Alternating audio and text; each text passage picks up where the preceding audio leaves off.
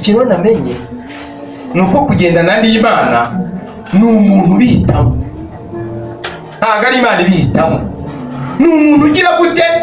Ni umuntu ubihitamo akabyifuza akabisaba agasaba Imana kugendana nawe. Ngo ushatse wabihitamo, ushatse wanabyihorera.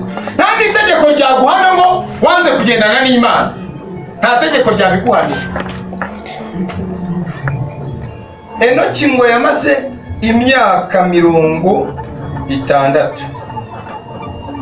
yikorana ari wenyine, abo ngo ayibyaramo Metusela nande hari n'undi muhungu yabyangira ngo ni babiri. Itangirira igice cya 4 umurongo wa 24. Sinshaka ko tujya kwasoma, ariko ngo amara indi myaka 300 agendana n'Imana. Nuvuga ngo kuri Enoki azi kubaho ari wenyine atari kumwe n'Imana, ibintu bye bitarimo, nta Mana yabishizemo. Ariko ngo amenye Imana aravuga ati reka Imana nyiyegurire ubuzima bwanjye bwose aba ari ibutwara. Biravuga ngo amara n'imyaka ngo 365 ngo agendana n'Imana. Ikintu nakunze ni ikintu Imana yamuhimbye, ngo Enoki ngo agendana n'Imana ngo akajya yinezeza n'Imana. Noneho Enoki ngo agendana n'Imana mu gitondo akaba ari kumwe n'Imana. Imana we kandi Enoki ndabona nzagutwara. Enoki yavuga ati nushaka uzarwara. Enoki ngo aragenda mu munsi umwe arenga urugabano rw'ahantu yagombaga gukandagira. Imana ngihitira mwimura. Biravuga ngo niyaboneka ngo kuko Imana yagize gute yamwimuye, ngo kuko yagaragaye ko yanesheje Imana akiri mu isi. Buriya nigeze njya kubwiriza ahantu hamwe mu karere kamwe mu turere 30 tugize Insudi TV show. Link people with friends. Noneho hari umuntu mwiza cyane wakoraga yakoraga muri ako karere, agasengera no ku rusengero rwo kuri iyo paruwasi yaho yegeranye n'ako karere. Muvuze mwamumenye, bataka ko kuvuga izina rye. None uwo mugabo akaba umugabo mwiza cyane yaboraga korali yaho ya mbere. Noneho uwo mugabo nza kumenya famiye, nza kumenya na korali yayoboraga nayo ndayisura. Ako korali bamubura ukabona benda nko kurwara kubera ukuntu yari umugabo mwiza cyane. Noneho atangira yakoreraga amafaranga, yongeramo ibindi, ashinga na company. Yari afite n'umugore akayobora company, akabona amasoko ayakarira akayabona. Urumva abona amafaranga. Atangiye kubona amafaranga kubera ko yanezezaga Imana avuga ngo kana ntabwo ugomba kuguma mu isi. Mugira ngo se nituba beza cyane tuzaguma ino. Yewe mugabo yarapfuye. Ndavuga ati niba kana akapfa nta muntu mwiza uguma mu isi. Ubu ni mwana dukomeza turatinda, nanjye mbabona batinze. Mwebwe muzi ko mutarahatinda kubera mufite amaviziyo menshi cyane. Ariko ubu ngubu mu isi murahatinze. Ariko Enoki ngo yagendanye n'Imana ngo arayinezeza. Ngo Imana ngo Enoki ntabwo wakomeza kuba muri aya manegeka, ngiye kukwimura. Ngo baragenda menya n'ubu bakigenda, ntabwo tuzabageza. Ariko ngo ntabwo yabonetse ngo kuko yanesheje Imana. Ngo Imana ngo ntabwo naguheba kugumino ngwembye kukwimura. Ngo urwego tuzagenda naho n'Imana rungana n'urwego Imana izatwimura. Haleluya, amen. Umunsi twabaye beza cyane, ntabwo tugumino, ntabwo twagumina ahangaha rwose. Hariho imirongo mu murenge gusoza ngiye kwakwituna dukeya. Hariho imirongo iba mu Baheburayo igice cya 11, Abaheburayo 11. Iyo mirongo iravuga ngo ngo abo bose ngo nubwo bamaze guhamywa neza kubwo kwizera kwabo. Ntabwo imirongo munayisoma ngo nubwo bamaze guhamywa neza kubwo kwizera kwabo, ngo Imana yaravuze ngo ntabwo nabagumisha. Ngavuga ati ukuntu mbizeye mbahamishe.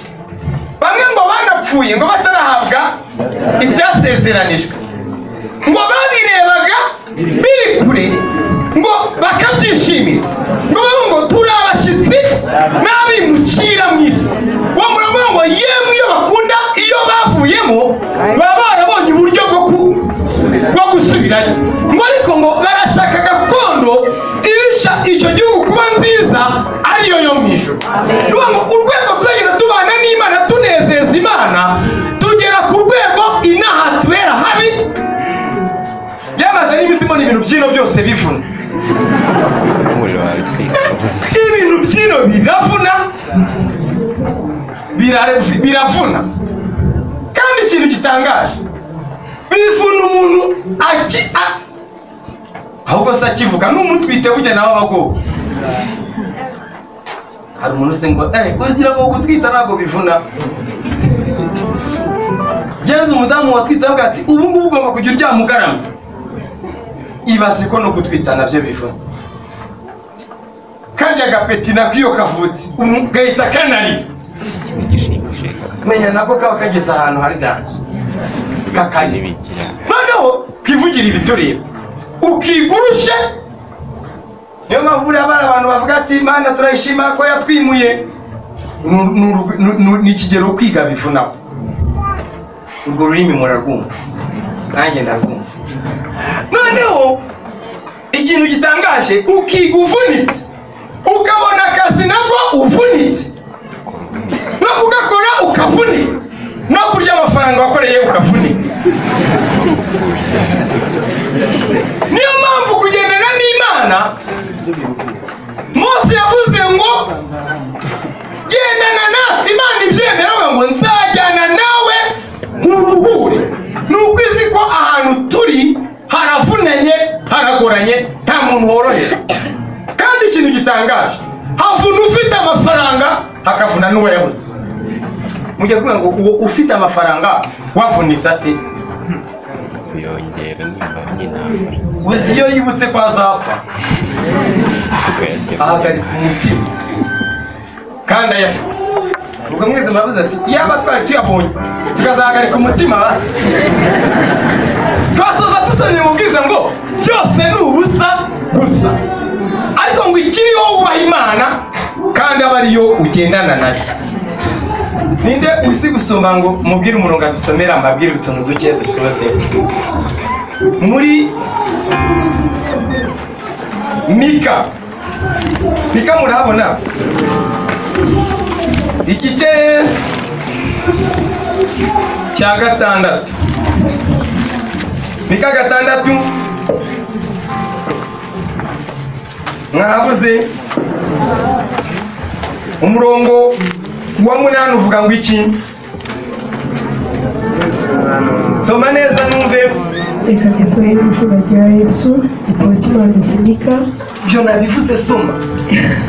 Umurongo wa 8 avuga ngo yewe mwana w'umuntu we. Yewe mwana w'umuntu we.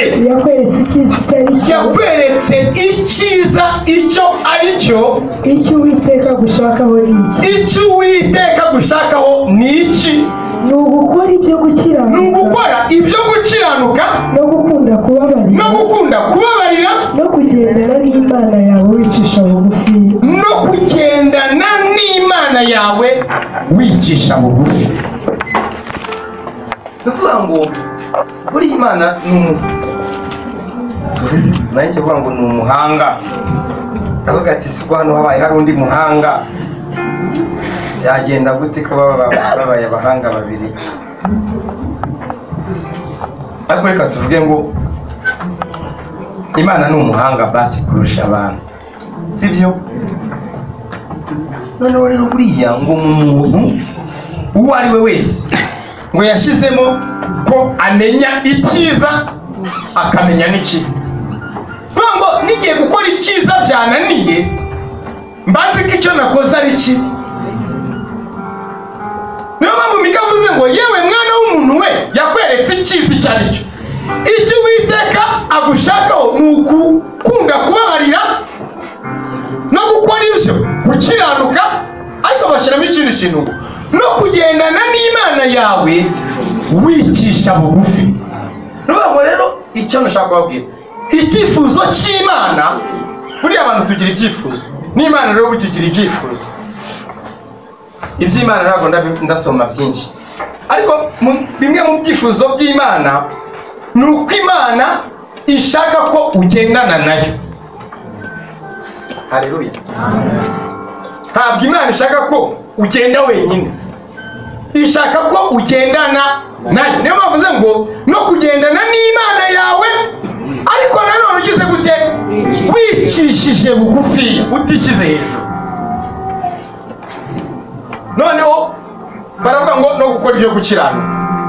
Cyangwa no kubabwira ibintu bikeya nabonye byatuma ibintu umuntu ushaka kugendana n'Imana asabwa kubahiriza, cyangwa nanone agomba kuba